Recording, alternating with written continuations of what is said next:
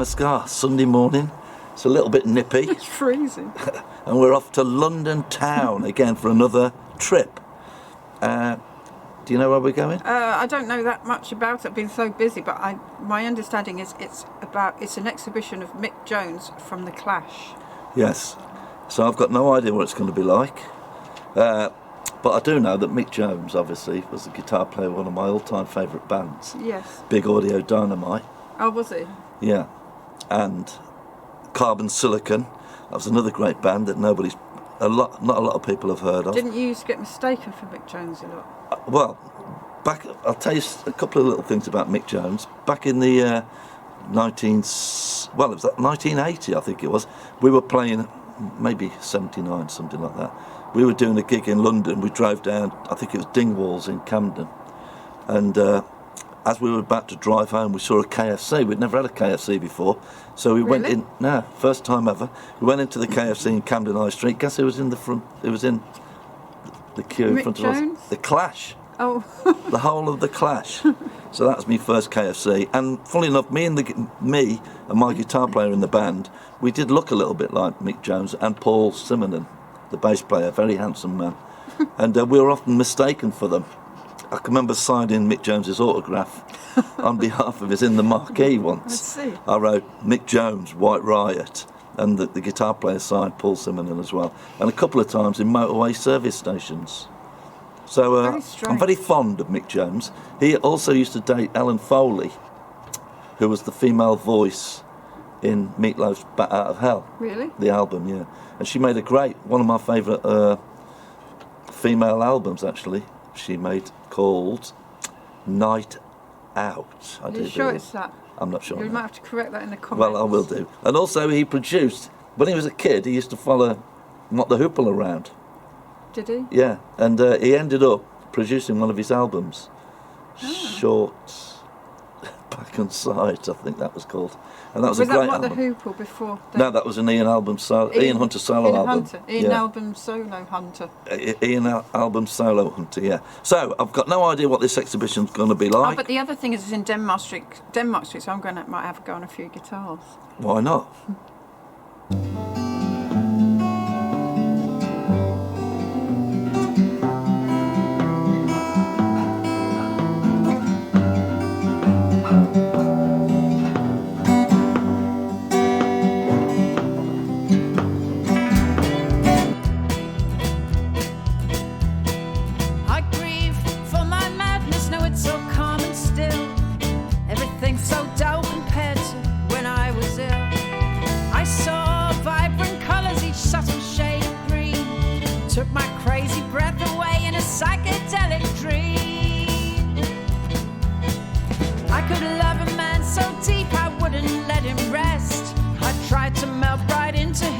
Climb inside his chest.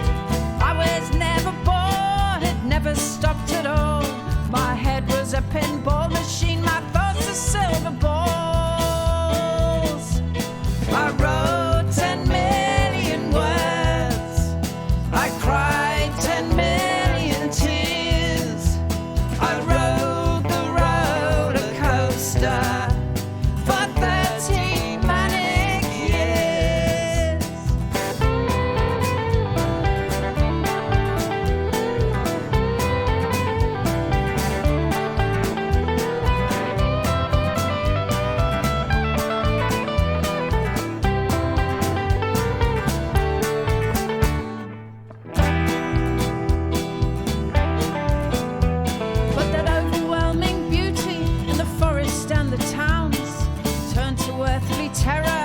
On the turnaround, and the men I had all left me. They didn't want that love.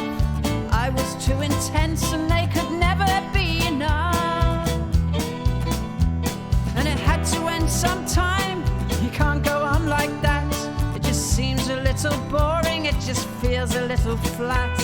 So I'll mourn my insanity, but I will let it go and embrace reality, although it's rather slow. I wrote 10 million words, I cried 10 million tears. I rode the roller coaster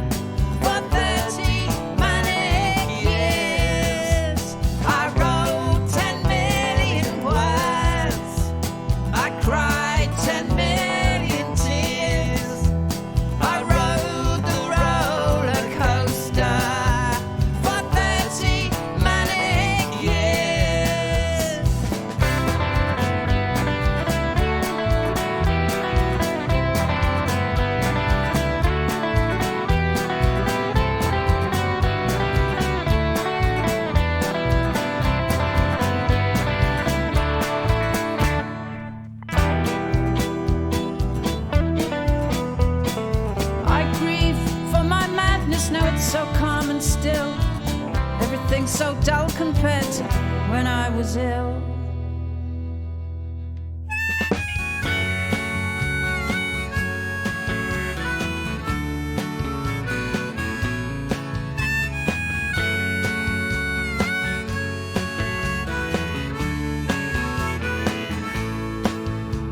He wants somebody normal. It's nothing personal. He thinks I'm sweet and clever, kind and beautiful. He says it would not work, 'cause two wrongs don't make a right.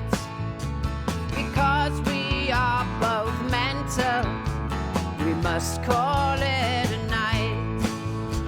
He's had another offer, someone from his past.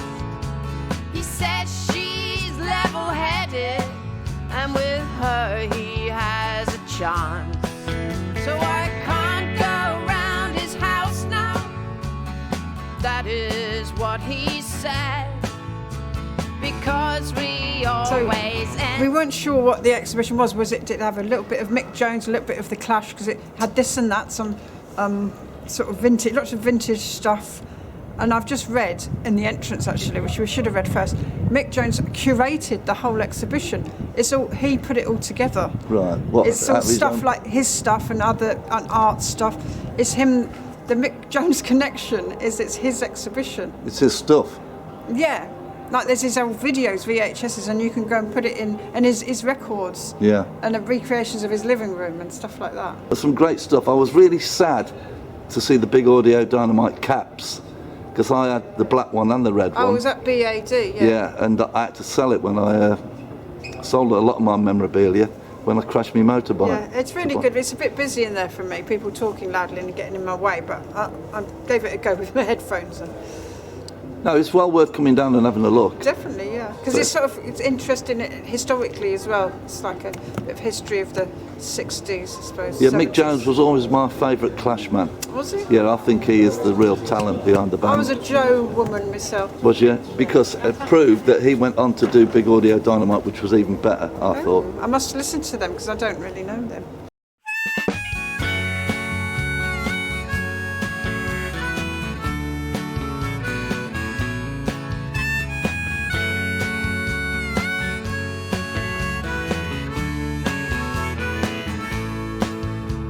He wants somebody normal.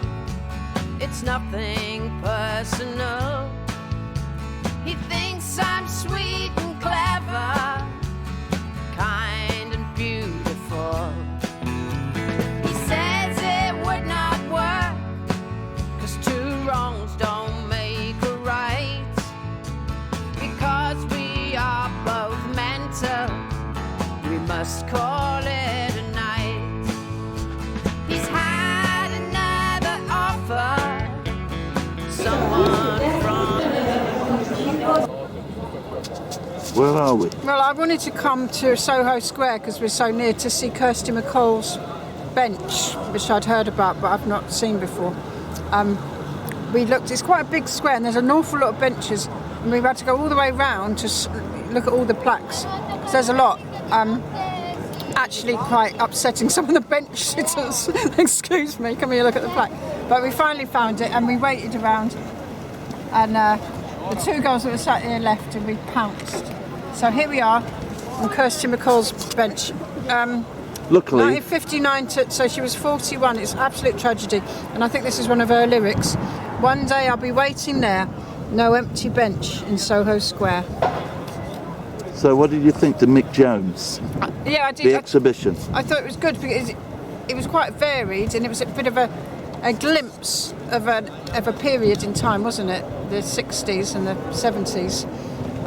It was quite a lot of different sorts of things. Yeah, I liked it. I did like it. I suppose I found it a bit annoying because there was people in there. How dare they? But let me ask you, Johnny, because I think you have more to say on the matter. Well, I did like it because I'm a big Mick Jones fan.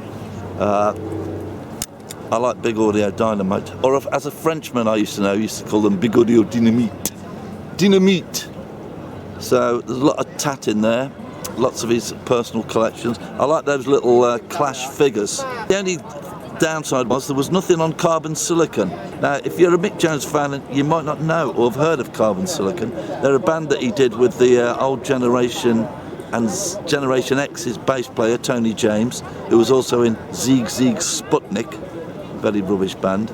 But them two were playing and releasing stuff on the internet mainly. But they had some great stuff. Buckethead was a great track. So all I can say is it's well worth coming along to see Yes, yeah, definitely worth it. It's very easy to get to. It's right by Tottenham Court Road Tube. Yeah. What was funny, we pulled because we didn't have. I didn't write down where it was, and I saw a black cab, and I asked him where it was. He said, "Where's Flitcroft Road?" He'd never heard of it. He put it in his sat nav. And then he said, "Yeah, you go down here and turn right and it's on the left." And I looked up from his cab and there it was. Black cabbies are supposed to know everything. It was. You were horrified, weren't you? I was Very disappointed. Flabbergasted.